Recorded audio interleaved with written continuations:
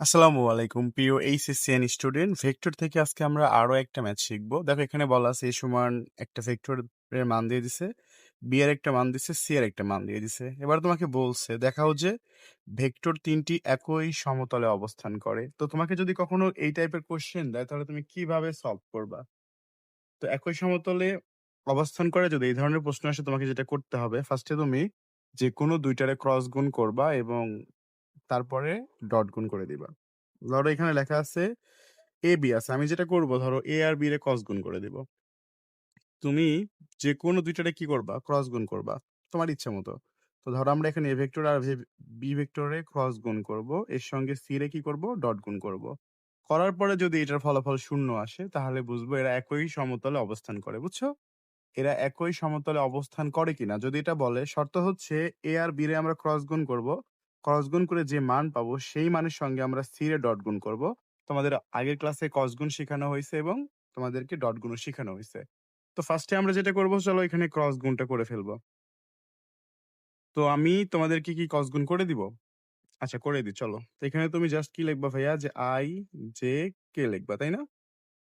তারপরে কি করবে, অবশ্যই তোমরা জানো এখানে মানগুলো বসাইতে হবে। আমরা জাস্ট এখানে লিখে নিচ্ছে হচ্ছে এ ক্রস বি, মানে এ ভেক্টর আর বি ভেক্টরের ক্রস গুণ করবা। তো এখানে তুমি সুন্দর করে এর মান মানে আয়ের মানগুলো বসাবা। আয়ের মান আছে 2 আছে, 3 আছে। মানগুলো তুমি অলরেডি জানো কই থেকে নিতে হয়। এই যে আয়ের মান নিবা, জে এর মান নিবা হচ্ছে 1 আর হচ্ছে -2। তো এখানে বসায় দাও হচ্ছে 1 -2, আর কে এর যে মান হবে সেটা হচ্ছে -1 আর হচ্ছে 4। তাহলে এখানে হবে -1 আর নিচে কত হবে, 4 হবে। তোমরা অলরেডি শিখছো তাই না ভাই? আচ্ছা একটা কাজ করো তো, ভিডিওটা থামাবা, বুঝছো? ভিডিওটা থামায় তুমি নিজে এটা করার ট্রাই করো, মানে ক্রস গুণটা নিজে করো, করে আমার সাথে অ্যান্সারটা মিলাও, দেখো তো মিলে কিনা। শুরু করে দাও নিজে, হ্যাঁ? তো আশা করি তুমি করছো। এবার আমি সলভ করে দিচ্ছি, ঠিক আছে? তো ফার্স্টে আমি লিখবো এখানে আই বা আই ক্যাপ, তুমি লিখতে পারো সেটা, অথবা আই আই ক্যাপই লিখে দাও। তারপরে কি হবে আমরা জানি, যখন আয়ের কাজ করবো তখন টোটালি হচ্ছে আইটা অফ থাকে, তাই না? আয়ের হিসাব করতে গেলে আয়ের ঘরটারে আমরা বাদ দিব। জাস্ট এই দুই ঘর নিয়ে কাজ করবো, তাহলে কি হবে, এভাবে ক্রস গুণ করবো। 4 আর কে 4, তারপরে সূত্রের মাইনাস হবে। 1 এর সঙ্গে 2 রে গুণ করলে মানে 1 এর সঙ্গে 2 রে গুণ করলে 2 ই হবে। এখানে মাইনাসে মাইনাসে প্লাস। দেখো এখানে কিন্তু +2 হচ্ছে। তো +2 হইলে প্লাসে মাইনাসে মাইনাস। এখানে মাইনাসই থাকবে। আশা করি তোমরা প্লাস মাইনাস হিসাব বুঝো। তারপরে এখানে মাইনাস পজিশনের চিহ্ন তো মাইনাস তোমরা জানো। তারপরে জে ক্যাপিটাল লিখবো আমি। এরপরে তুমি কি করবা? আবারও জে এর ঘরটারে বাদ দিয়ে দিবা।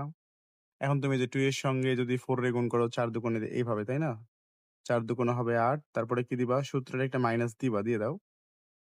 এটাকে বাদ দিলে দেখো থাকে কত? 3 আর 1। এই 3 এর সঙ্গে যদি 1 রে গুণ করো তাহলে -3 এর সাথে 1 রে গুণ করলে -3 হবে। এই যে গুণফল হচ্ছে -3। এই মাইনাস আর সূত্রের মাইনাসে প্লাস। এখানে কত বসবে? 3 বসবে। তারপরে যখন কে ক্যাপ লিখবো তখন এখানে একটা প্লাস চিহ্ন দিব, তোমরা জানো। এই যে কে ক্যাপের সামনে প্লাস দিয়ে দিলাম। তাহলে এখন দেখো কে রে যদি বাদ দিয়ে দাও তাহলে কি হবে? এই যেভাবে গুণ করবা। -2 দুগুণ 4। তো -4, তারপরে সূত্রের মাইনাস, এখানে 3 অক্ষে 3 হবে। তো আশা করি এইটুকু তোমরা একদমই ক্লিয়ারলি বুঝে গেছো। এখন তুমি জাস্ট যোগ বিয়োগ করে দিবা। 4 থেকে যদি তুমি 2 রে বাদ দাও শুধু 2 হবে। তার মানে এখানে হবে 2 i ক্যাপ। এখানে 8 3 11 হবে। কত হবে তাহলে 11 j ক্যাপ প্লাস এখানে কিন্তু মাইনাস হবে ভাইয়া, দেখো 4 3 7। এখানে -7 হচ্ছে আর প্লাসে মাইনাসে মাইনাস। 7 এর সাথে কে রে গুণ করলে কত হবে? 7 কে হবে।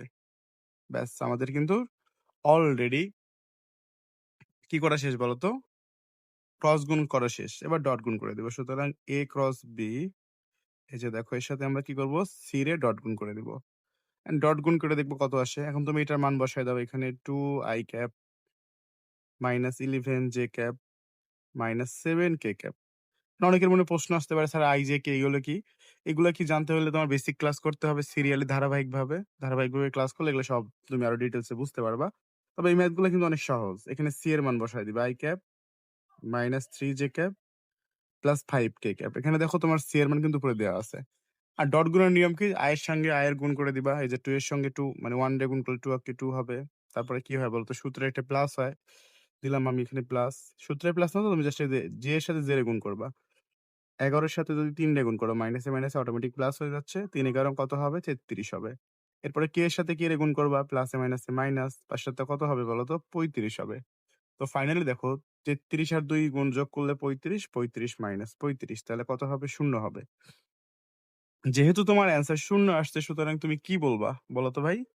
এরা একই সমতলে অবস্থান করে বা এরা একই সমতলীয়। এই টাইপের ম্যাথ কিন্তু পরীক্ষাতে আসে। তো আশা করি তোমরা এবার এই ম্যাথটা ভালো করে বুঝছো। তোমাদেরকে অবশ্যই গ্রুপে হোমওয়ার্ক দিয়ে দেওয়া হবে। যারা আমাদের WhatsApp গ্রুপে জয়েন নাই তারা জাস্ট এই নাম্বারে জয়েন করে WhatsApp গ্রুপে জয়েন হতে পারো এবং আমাদের এখানে regular physics, chemistry, math, higher math class হয় করতে পারো। আর আমরা চেষ্টা করব প্রত্যেকটা ক্লাস তোমাদেরকে 100% ক্লিয়ার করে শিখাইতে।